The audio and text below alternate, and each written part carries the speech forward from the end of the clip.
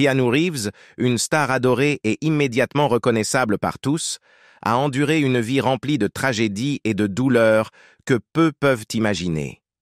Derrière son apparence calme et son sourire familier se cachent des pertes déchirantes et des blessures graves.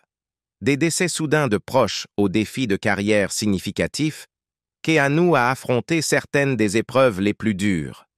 Rejoignez-nous pour explorer les vérités tragiques et méconnues sur Keanu Reeves, afin de mieux comprendre les luttes et les douleurs qui ont façonné sa vie et sa carrière. Avant de plonger dans les tragédies qui ont entouré la vie de Keanu après son ascension vers la célébrité, remontons le temps et découvrons le jeune Keanu qui a grandi dans un environnement familial complexe. La relation compliquée de Keanu Reeves avec son père. Keanu Reeves, avec sa sœur Karina Miller, est éloigné de son père, Samuel Nolan Reeves, depuis de nombreuses années. Samuel, issu d'une famille riche en vacances au Liban, a épousé Patricia, une danseuse locale. Leur union a donné naissance à Keanu et à sa sœur Kim. Mais Samuel a quitté la famille quand Keanu n'avait que 3 ans, maintenant un contact sporadique jusqu'à ce que Keanu ait 13 ans. En réfléchissant à cette période, Keanu la trouve inspirante. C'est sûr. Je pense que c'est définitivement traumatisant. Mais il est difficile de savoir comment cela m'a affecté, parce que je ne sais pas ce qu'aurait été cette autre vie. Vous voyez ce que je veux dire? La mère de Keanu a déménagé avec lui et sa sœur à New York, où elle a ensuite épousé le réalisateur Paul Aaron. La famille a ensuite déménagé à Toronto, mais le couple s'est séparé après 1 an, conduisant Keanu, sa sœur et sa mère à déménager plusieurs fois par la suite. Concernant la tentative de son père de renouer des liens au milieu des années 90, Keanu le reconnaît mais n'a pas répondu. « Oui, au milieu des années 90, mais je n'ai pas répondu. » Il n'élabore pas sur les raisons, précisant que, malgré les problèmes juridiques de son père impliquant l'héroïne, ce n'était pas le facteur décisif.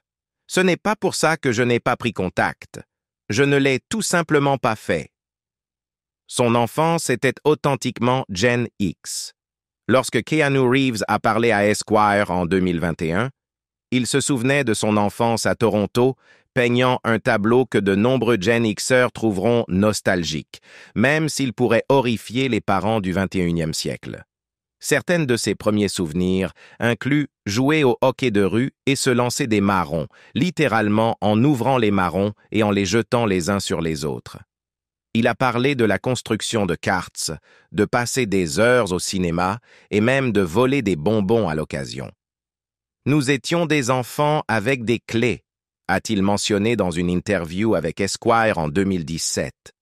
C'était en gros « quitter la maison le matin et revenez le soir ». C'était cool. Malgré ses aventures sociales, il appréciait aussi son temps seul.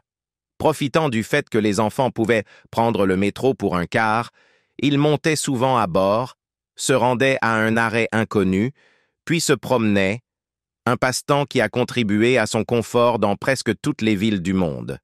Son enfance était également assez non conventionnelle, avec sa mère travaillant comme costumière et son beau-père comme réalisateur de cinéma et de théâtre. Keanu a rencontré beaucoup de gens intéressants. Il se souvenait qu'Alice Cooper était l'un de ses babysitters et qu'il avait rencontré des icônes comme Dolly Parton et Emmylou Harris.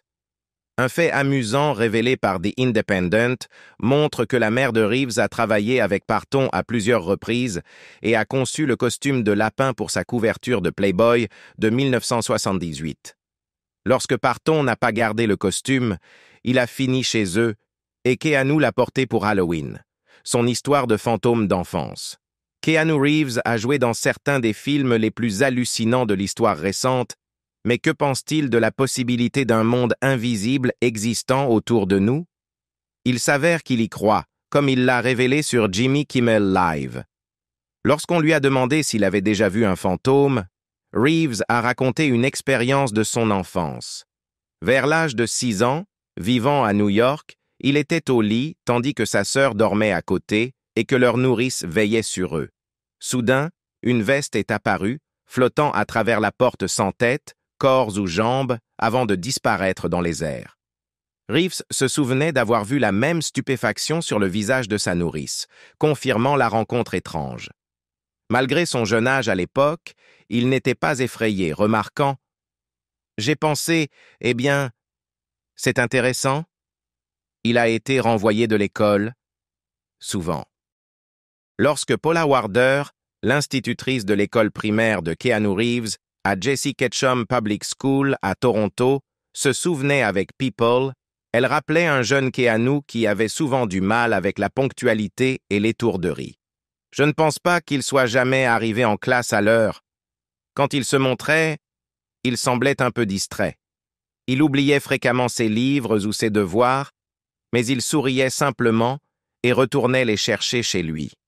D'une manière ou d'une autre, il réussissait à passer ses classes. Dans une interview avec The Mail on Sunday, Reeves réfléchissait à ses jeunes années et partageait sa passion pour la science-fiction. « Enfant, je m'évadais dans d'autres mondes », a-t-il expliqué. « J'étais fasciné par les planètes lointaines, les mystères inconnus et les limites infinies de l'imagination. J'adorais Star Wars, 2001, l'Odyssée de l'espace et Blade Runner. » Reeves a reconnu ses compétences en hockey sur glace, en anglais et en écriture, ainsi que son implication dans l'équipe d'échecs. Cependant, il a admis que ses problèmes à l'école étaient en grande partie auto-infligés. « Avec le recul, c'était entièrement de ma faute ?» a-t-il dit. « Je ne m'intégrais pas vraiment. J'avais souvent des conflits avec le personnel, surtout avec le principal. J'étais un de ces enfants qui demandent toujours « pourquoi ?», remettant constamment tout en question. Je ne pouvais pas m'en empêcher, même si cela me causait des ennuis. Je tenais à mon indépendance, et si quelqu'un essayait de m'imposer quelque chose, il y avait un problème. » Sans surprise, le parcours scolaire de Reeves s'est abruptement terminé lorsqu'il a été expulsé à 16 ans, une expérience qu'il a décrite comme très bouleversante. À 18 ans, Reeves a quitté la maison, ayant fréquenté 4 lycées sans obtenir de diplôme. 2 ans plus tard, comme l'a noté Esquire, il a emballé ses affaires dans sa Volvo 122 de 1969 et a pris la route pour Los Angeles. Son introduction à l'industrie cinématographique n'était pas glamour. Alors que de nombreux acteurs entrent dans l'industrie plus tard dans la vie, Keanu Reeves a commencé tôt. Il a partagé avec The Guardian que son parcours a commencé lorsque sa mère, travaillant comme costumière à Toronto, l'a impliqué dans la recherche de matériaux et le nettoyage de son studio en échange de son argent de poche hebdomadaire. Cependant, Reeves attribue à son beau-père, Paul Aaron, son introduction formelle au monde du cinéma. À seulement 15 ans, pendant une pause scolaire, Aaron l'a embauché comme assistant de production sur le film de Chuck Norris, A Force of One. En se remémorant ces jours-là, Reeves a noté avec humour que ses tâches comprenaient la gestion des foules, aller chercher des boissons et veiller à ce que les snacks restent froids, un travail loin d'être glamour. Pourtant, même alors, il se souvenait vivement de l'excitation d'apporter un Sprite à Claudette Colbert. Tout au long de cette expérience, il a absorbé tout ce qui l'entourait, des machinistes aux acteurs, en passant par les subtilités des plateaux de tournage, y compris les feuilles d'appel, les générateurs, les lumières et les routines de déjeuner. Ses premières expériences se révéleraient inestimables alors que Reeves naviguait vers la superstardom dans les décennies suivantes. Il n'a pas toujours aimé son nom et a failli le changer.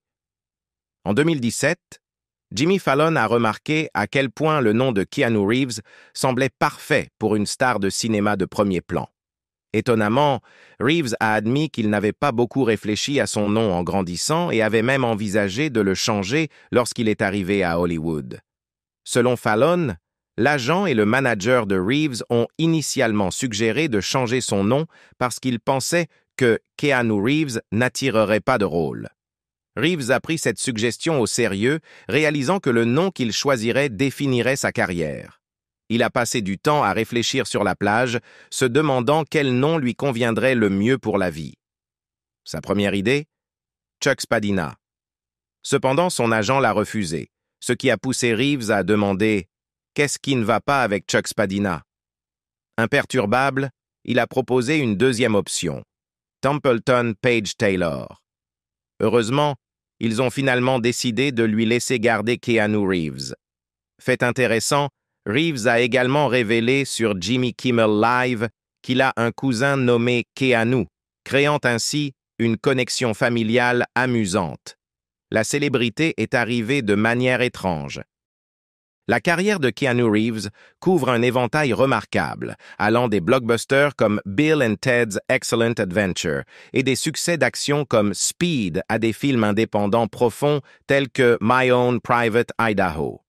En réfléchissant à sa trajectoire professionnelle avec The Guardian, Reeves a admis qu'elle n'était pas minutieusement planifiée. Ce n'était pas comme si, après avoir fini Point Break, je devais jouer un prostitué de rue. C'était plutôt comme « j'ai fini ça, maintenant je veux faire ça ». Bien qu'il soit un idole des adolescents et une figure incontournable des magazines et des posters pour ados, Reeves a dit à Esquire qu'il ne se voyait jamais ainsi. Lorsqu'on lui a demandé ce qu'il pensait de son statut d'idole, il a répondu avec incrédulité « J'étais incroyable. Non, je ne me suis jamais vu comme ça. » Le moment où il a réalisé sa célébrité était toutefois caractéristiquement modeste. Alors qu'il faisait la queue au cinéma avec un ami pour acheter une glace, un caissier l'a reconnu grâce à River's Edge et a refusé de le faire payer. Reeves se rappelle, il disait « Non, River's Edge !» Et moi, j'étais comme « Cool !» Esquire appelle ça pas le plus grand coup de bluff de tous les temps. Mais en réalité, ça l'est un peu. Comment il a rencontré River Phoenix? En 1989, la vie de Keanu Reeves a pris un tournant significatif lorsqu'il a rencontré River Phoenix sur le tournage de Parenthood, où Reeves jouait aux côtés de Martha Plimpton, qui sortait avec Phoenix à l'époque. Reeves et Phoenix, avec Plimpton et le frère de Phoenix, Leaf, plus tard Joaquin, ont noué une amitié étroite sur et en dehors du plateau. Selon le livre de Gavin Edwards, Last Night at the Viper Room, River Phoenix and the Hollywood He Left Behind, Reeves a découvert le scénario de My Own Private Idaho de Gus Van Sant juste avant Noël cette année-là. Il a immédiatement pris sa moto du Canada à la Floride pour livrer personnellement le scénario à Phoenix. Auparavant, l'agent de Phoenix avait refusé de présenter le scénario, le considérant trop controversé pour des idoles adolescentes plus adaptées aux magazines comme Tiger Beat qu'aux films indépendants crus. Cependant, après que Reeves a présenté le scénario à Phoenix et que ce dernier a regardé Drugstore Cowboy de Van Sant, Phoenix a été convaincu. Les deux acteurs ont finalement accepté de jouer ensemble dans le film, incarnant des personnages impliqués dans le monde de la clientèle masculine et du travail du sexe. Phoenix a plus tard décrit l'idée de faire le film que son agent avait refusé de lui proposer, mais que Reeves avait « Nous étions excités. Nous nous sommes juste forcés à le faire. » Il a perdu son bon ami à cause de la drogue. Pendant le tournage de My Own Private Idaho, Keanu Reeves et River Phoenix se sont profondément immergés dans leur rôle, comme le raconte le livre de Gavin Edwards, Last Night at the Viper Room, River Phoenix and the Hollywood He Left Behind. Ils se sont plongés dans des sessions de musique nocturne et se sont aventurés dans les rues pour apprendre des anciens travailleurs du sexe. Phoenix, en particulier, a poussé sa méthode de jeu à un autre niveau, allant jusqu'à expérimenter l'héroïne. Matt Ebert, un ancien arnaqueur de rue et assistant de production sur le film, a observé la descente rapide de Phoenix de l'usage occasionnel à un sérieux problème de drogue. Sorti en 1991, My Own Private Idaho a mis en lumière la dévotion intense de Phoenix à son métier, avec des journalistes notant sa transition sans effort entre les personnages à l'écran et hors écran. L'engagement de Phoenix à ses rôles était profond, mais tragiquement. Juste 2 ans plus tard, le 30 octobre 1993, il est décédé au Viper Room de Johnny Depp d'une overdose de drogue, laissant derrière lui sa petite amie Samantha Mathis et ses frères et sœurs dévastés. Au moment de la mort de Phoenix, Keanu Reeves commençait à tourner Speed avec Sandra Bullock, qui était amie avec Mathis. Bullock se souvient avoir été témoin de la profonde tristesse de Reeves après la perte de son proche ami. En réfléchissant à Phoenix, près de 30 ans plus tard, Reeves a partagé avec Esquire: « Je déteste parler de lui au passé. Donc je dois presque toujours le garder présent. C'était une personne vraiment spéciale, réfléchie, courageux et drôle et sombre et lumineux. C'était génial de l'avoir connu, oui, inspirant. Il me manque. » La sœur de Keanu Reeves a combattu la leucémie pendant des années. L'engagement de Keanu Reeves à préserver sa vie privée s'étend profondément dans sa vie personnelle, y compris sa famille. En 1991, sa sœur Kim a été diagnostiquée avec une leucémie, marquant le début d'une bataille de 10 ans avec la maladie avant de finalement obtenir une rémission. Pendant cette période difficile, Reeves est resté fermement à ses côtés, comme l'a rapporté People, avec un ami notant: « Quand elle était à l'hôpital, il était là avec elle tout le temps, assis à son chevet, lui tenant la main. » L'expérience a laissé un impact profond sur Reeves, qui a discrètement soutenu d'autres personnes faisant face à des luttes similaires. Malgré ses efforts philanthropiques, Reeves préfère garder cet aspect de sa vie hors des projecteurs. Dans une interview en 2009 avec Ladies' Home Journal, il a révélé: « J'ai une fondation privée qui fonctionne depuis 5 ou 6 ans, soutenant des hôpitaux pour enfants et la recherche sur le cancer. Je préfère ne pas rendre publique mon implication. Je laisse la fondation mener son travail discrètement. » Keanu Reeves a perdu sa fille et sa petite amie dans une succession tragique.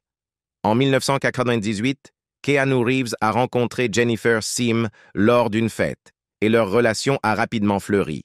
Tragiquement, leur parcours ensemble a pris une tournure déchirante lorsque Sim est tombée enceinte.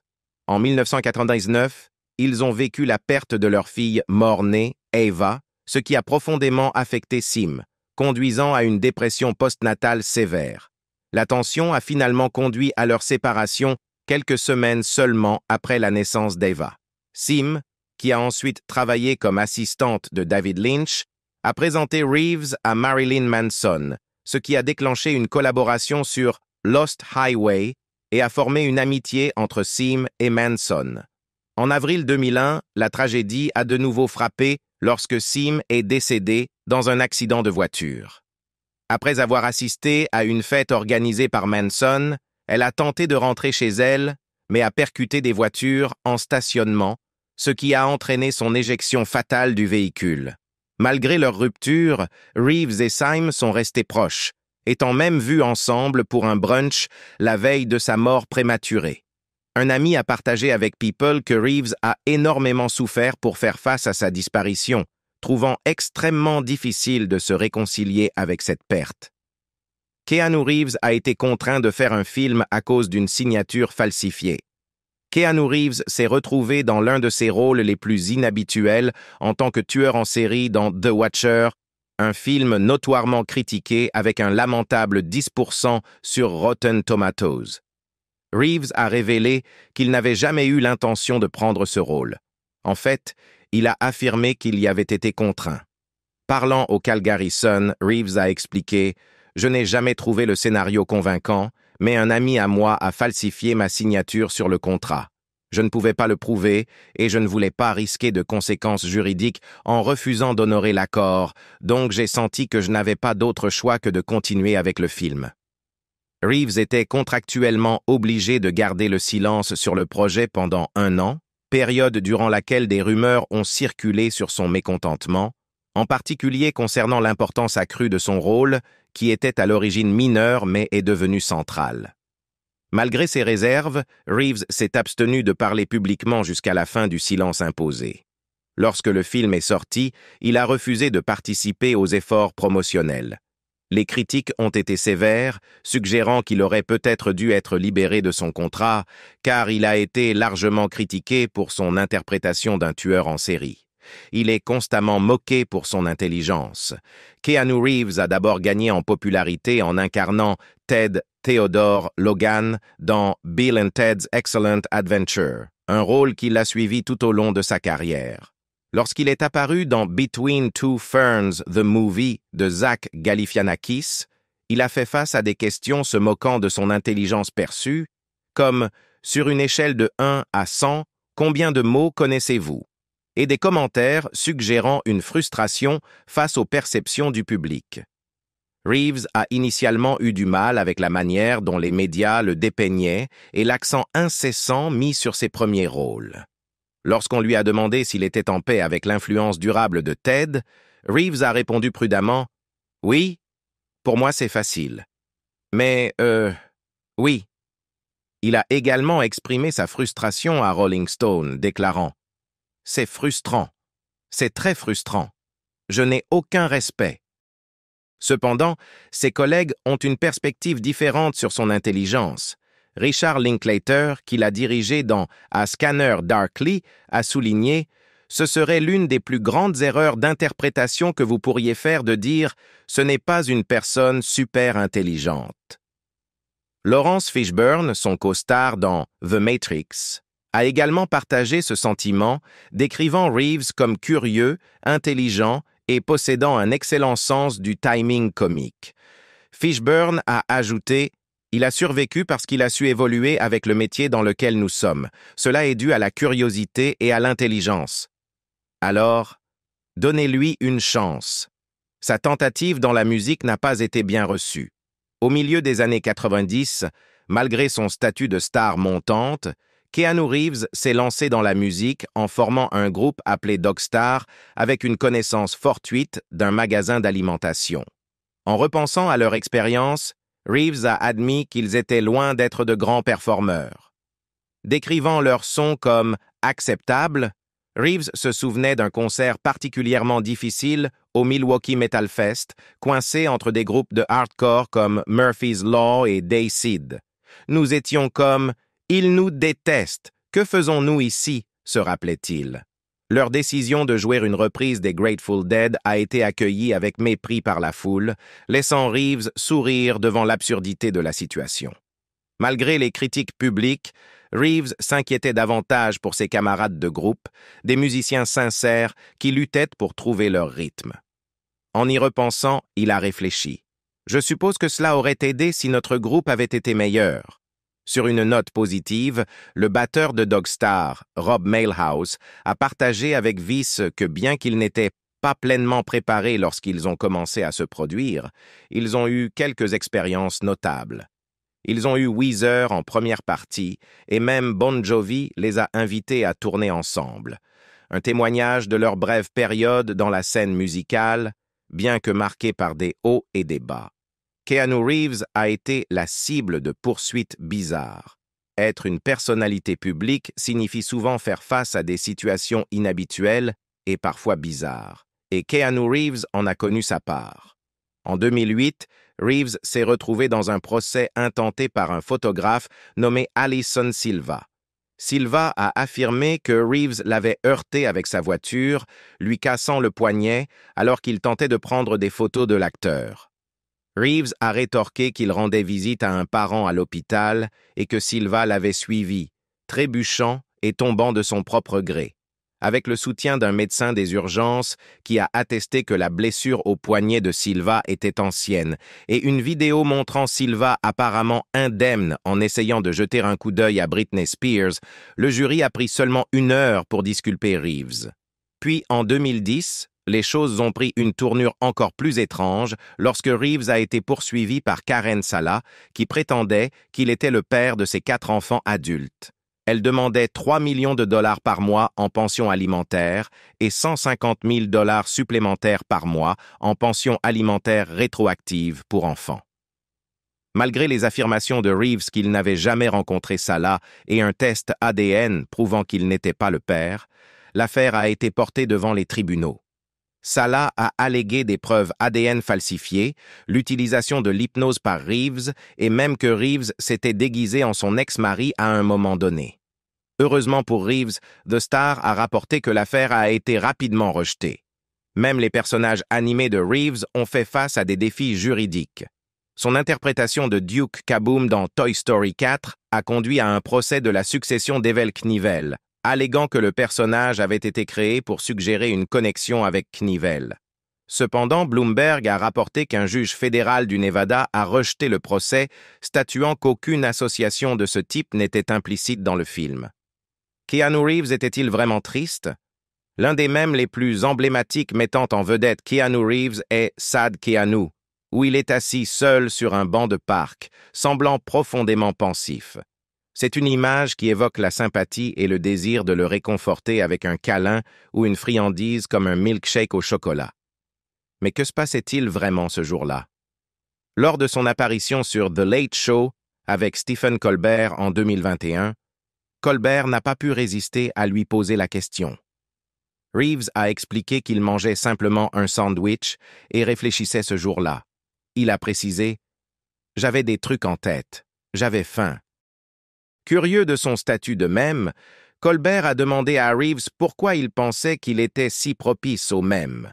Reeves a admis avec humour qu'il ne comprenait pas tout à fait le phénomène, mais l'a embrassé avec une chanson ludique, invitant tout le monde à faire des mèmes de lui quand ils se sentent tristes, promettant d'être leur ami. Son respect légendaire pour les équipes de tournage. Keanu Reeves se distingue à Hollywood par son traitement respectueux et généreux des membres du casting et de l'équipe, contrastant fortement avec les histoires de comportements abusifs parmi d'autres stars de premier plan. Sa réputation de traiter ses collègues avec le plus grand respect est largement reconnue et célébrée. Bien que Reeves préfère garder la majorité de sa générosité privée, certaines instances sont devenues publiques. Outsider a rapporté qu'après le tournage des deuxième et troisième volets de The Matrix, Reeves a fait don de millions de dollars de son propre salaire pour s'assurer que les membres de l'équipe soient correctement rémunérés. Après The Matrix Revolution, il a offert à chacun des 800 membres de l'équipe des bouteilles de champagne coûteuses et ceux qui étaient les plus proches de lui recevaient souvent des cadeaux personnalisés et réfléchis. Par exemple, après une scène de cascade difficile dans The Matrix Reloaded, où Neo combattait plusieurs clones, Reeves a offert à son équipe de 12 cascadeurs des motos neuves. Ces doublures de cascade sur John Wick ont reçu des montres Rolex personnalisées en signe de gratitude. La profonde appréciation de Reeves pour ses collègues découle de son propre parcours dans l'industrie. Dans une interview avec The Guardian en 2021, il a réfléchi à ses débuts en travaillant au sein des équipes de tournage, soulignant sa conviction de l'importance du travail d'équipe sur les plateaux de cinéma. Il a déclaré « Je pourrais commencer à transporter de la glace tout de suite. Un film, c'est tout le monde à bord. J'adore cette mentalité. » Il est un vrai John Wick. Il est largement connu que les films modernes s'appuient beaucoup sur les écrans verts, les effets en post-production et les graphismes informatiques pour obtenir leur spectacle visuel. Dans ce contexte, le dévouement de Keanu Reeves à aller au-delà ressort encore plus. Chad Stahelski, qui a rencontré Reeves pour la première fois en tant que doublure cascadeur sur The Matrix, l'a ensuite dirigé dans le premier John Wick. Dans une interview avec Esquire, Stahelski a raconté l'engagement remarquable de Reeves, mettant en avant un moment pendant The Matrix où Reeves, en convalescence après une opération, s'entraînait au kung-fu dans un entrepôt froid en portant un collier cervical. Stahelski a remarqué « Je savais qu'il était sérieux ». Le sérieux de Reeves s'est étendu à sa préparation pour John Wick, où il a suivi 4 mois d'entraînement intensif aux armes à feu. Lorsque Taran Tactical Innovations a publié une vidéo de Reeves naviguant habilement sur un parcours de tir à 3 armes, impliquant un fusil de chasse, un pistolet et un fusil de sport, cela a choqué de nombreux spectateurs par sa précision et sa compétence. Stahelski a décrit Reeves comme impressionnant de compétitivité dans son approche. Selon Stahelski, ce niveau de dévouement est intrinsèque au caractère de Reeves. Si vous lui demandiez d'apprendre à crocheter, il deviendrait expert. C'est juste comme ça qu'il est. Sa relation avec Alexandra Grant a suscité des conversations intéressantes. Dans notre culture obsédée par les célébrités, il est rare que les stars maintiennent la confidentialité de leur vie personnelle. Cependant, Keanu Reeves a réussi à garder sa vie privée hors des projecteurs. Lorsque la nouvelle a éclaté en 2019 qu'il sortait avec l'artiste Alexandra Grant depuis plusieurs années, cela a fait des vagues. Vogue a noté que le couple a été salué pour leur relation terre-à-terre, apparaissant occasionnellement ensemble à des événements comme le Gala Art Plus Film du LACMA, tout en profitant également d'activités simples telles que des dîners et des visites touristiques. Cette approche réaliste a été perçue comme un contraste rafraîchissant à Hollywood. Pourtant, leur relation a également déclenché une discussion significative sur l'agisme dans l'industrie. Vox a rapporté que de nombreux médias semblaient en surpris que Grant, à 46 ans, soit considéré comme approprié ou même plus âgé par rapport à Reeves, qui avait 55 ans à l'époque. L'attention portée aux cheveux gris naturels de Grant a soulevé des questions sur la raison pour laquelle un aspect aussi banal de leur relation était jugé digne d'intérêt. Un tweet a capturé succinctement le sentiment. D'une part, je suis vraiment heureux pour eux. D'autre part, arrêtons-nous vraiment pour célébrer un homme plus âgé qui sort avec quelqu'un de son âge? Les standards devraient être plus élevés. Keanu Reeves veut juste que sa vie privée reste privée. Tout le monde a entendu les histoires de Keanu Reeves s'arrêtant pour aider des inconnus sur le bord de la route ou faisant un effort pour signer des autographes pour des fans timides.